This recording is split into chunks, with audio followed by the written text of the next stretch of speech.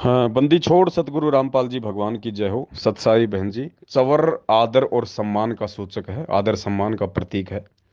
चंवर को लाने में या घर पे रखने में कोई दिक्कत नहीं है बहन जी। लेकिन जहाँ तक दास की बुद्धि काम कर रही है, चंवर स्पेशली फोटो के लिए नहीं होता है बहन।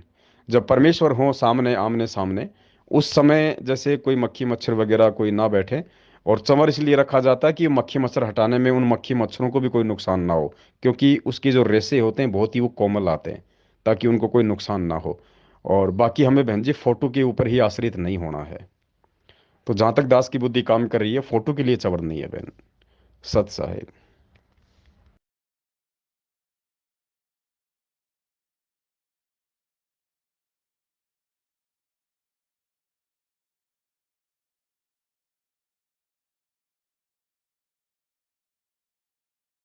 हे कृष्ण, तुम कहते हो कि स्थिर प्रज्ञ बनने के लिए मन के दिए की ज्योत को स्थिर रखो, अर्थात मन को इधर उधर डोलने न दो। इसका अर्थ यह हुआ कि कर्म करते समय मन की जगह बुद्धि की बात मानो, मन को बुद्धि के अधीन रखो।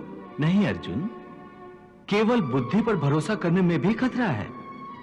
इसलिए कि विनाश काल आने पर तो मनुष्य की बुद्धि भी भ्रष्ट हो जाती है। अर्थात जब विपरीत समय आता है तो मनुष्य की अपनी बुद्धि ही उसे गलत रास्ते पर ले जाती है। हे पार्थ,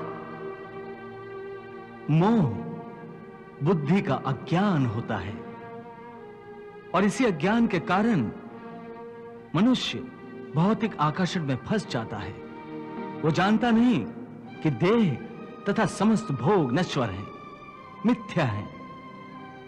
जब मनुष्य सत और असत अथवा नित्य और अनित्य का भेद जान जाता है, तब वो निरासक्त हो जाता है। उसे किसी भी चीज का आकर्षण नहीं रह जाता, तथा मोह का लोप होने पर मनुष्य किसी भी प्रकार से किसी भी वस्तु की ओर आकर्षित नहीं होता। बंदी छोड़ सदगुरु संत रामपाल जी महाराज ने बताया कि भगवान श्री कृष्ण ने गीता में अर्जुन से कहा था कि हे अर्जुन, जब तेरे ये नाना प्रकार के वचनों से भ्रमित तेरी बुद्धि एक उस परमात्मा तत्व पे स्थिर हो जाएगी, तब तू योगी बनेगा, तब तू योग को प्राप्त होगा। और ये सारी इच्छाएं, योगी का मतलब तो सारी इच्छाएं खत्म हो जाना, तब तू योग को प्राप्त होगा। तो ये काल का दूध हमेशा पवन ठग जो है बुद्धि की बात करता है। जहाँ तक मेरी बुद्धि में फिट कर रखा है, इसकी बुद्धि